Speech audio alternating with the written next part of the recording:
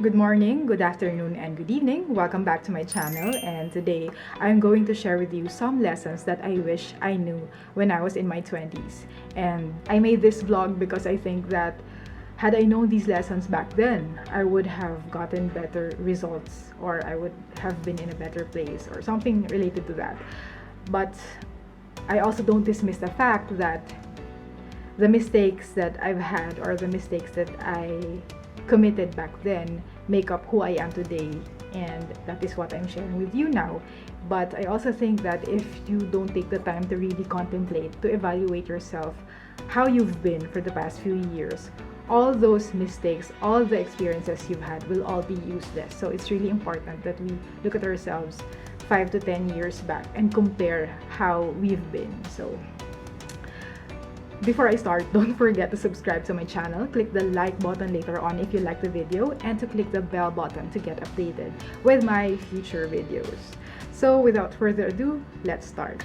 The first lesson is that I wish I was wiser when it comes to getting into a relationship, because I remember back then I had a painful breakup, and I kept convincing myself that the way to move on from that is to find another relationship. So I got from one relationship to another, and what I didn't know was that I should have really allowed myself to heal, because jumping from one relationship to another actually damaged my self-esteem, damaged my sense of self-worth. And it's like a soldier that has gone from war and he's wounded. He probably lost his limb, so he has to stay in the hospital, he has to be immobilized, and he has to receive these slow but painful treatments. But all these will benefit him, and you can't send him to another war because definitely he's gonna be defeated. And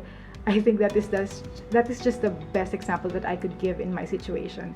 I was like trying to get into another war without really allowing myself to fully heal. I think that if you're getting to a relationship, you really have to be ready. You have to really be ready to give love and to receive love. And you don't get into a relationship just because you're hungry for love. So there. And the second lesson that I've learned is that I should have not listen too much on other people's opinion, because back then I was thinking that if I go this direction, I'm going to disappoint this set of people. If I go this direction, I'm going to disappoint them. And what I didn't realize is that whatever you do, people are gonna say something about you. And I was treating those opinions, I was treating those words as bars to a cage. And we all know that when you're in a cage, you don't have the freedom. You don't have the freedom to showcase who you are. You don't have the freedom to really express yourself. And that made me suppress. That made me stop myself from showcasing my talents and my gifts. So, damn if you do, damn if you don't. People are gonna say something about this. People always have a negative and positive opinion about different things under the sun. So, who cares anyway?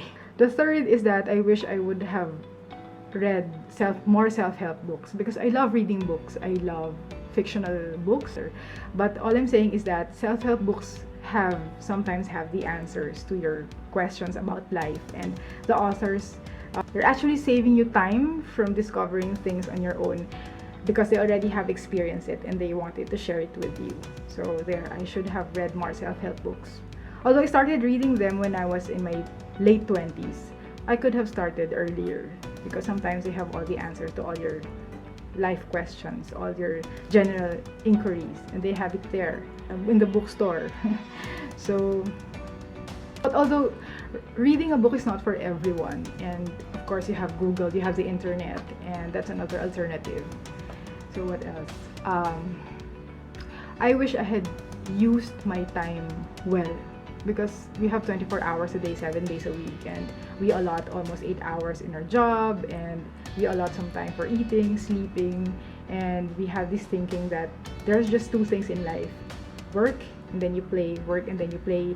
You get stressed and then you relax, you get stressed and then you get relaxed. But I think it's also wise for us to integrate some hours doing something more productive, like really thinking about our goals, planning about our life, spending it with the people that we love, and not just using our idle time for entertainment. Because sometimes I remember back then I used to be so involved with the lives of celebrities, with entertainment, with what I see on YouTube, and actually they don't give a damn about me. So there's really no point, there's really no benefit in entertaining yourself too much with other people's lives, especially with the celebrities, because they are there for the sake of entertainment, but there's really no productivity if you really spend your time gossiping.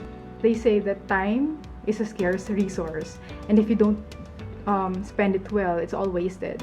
So what you have now, what you do with your time right now matters. And the small things that you do every day, it's the small things that you inject in your time, really has a factor on the future, on your future, on what you want to achieve in the future. So make sure that you use your time well. And I wish I also had more control of my emotions, because back then I used to be I get easily triggered with situations. I could easily get angry, I could easily get sad, I could easily get excited.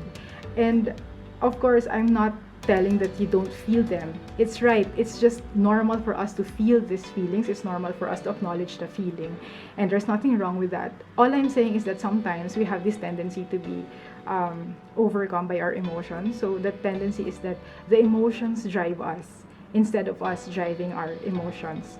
So I remember a friend told me that if you say something, or if you make a decision when you're angry, or when you're mad, or when you're sad, sometimes you regret it. So you just make sure that every time you make a decision, a life-changing decision, you have to make sure that you are in your rational mind and not in a certain state of emotion. We also make mistakes in making a life-changing decision when we are happy. So you just really have to make sure that you are stable, that you are not influenced by a certain emotion. So that's it. So what else? Comparing myself to others. I used to compare myself with others, and I didn't know that doing so could actually lead to unhappiness. No wonder back then I wasn't happy. No wonder back then I felt bad. No wonder that back then I felt insecure, because I always see what's lacking in me, and I always see what they have and what I don't have. And doing this could actually lead to more insecurity. And I remember my mom told me that if you compare your life with others, if you see around you, there will always be those people who will be above you, and there will always be those people below you. Some people will have more, some people will have less compared to what you have. That is the fact of life that you have to accept. But you don't really have to rub it in. You don't really have to get affected by it. And all you have to do is to have some little gratitude on what you have, on the blessings that you have. So there you have it. Those are the lessons that I've learned that I wish I knew back in my 20s. And I hope that you liked the video, and remember that life is demanding us to be in constant transformation. Life is telling us that we have to change for the better, not just for ourselves, not just for our dreams, but also for our loved ones. There you have it. Take care, everyone. God bless. Remember that you deserve to be happy. You deserve the best in life. Take care. Bye.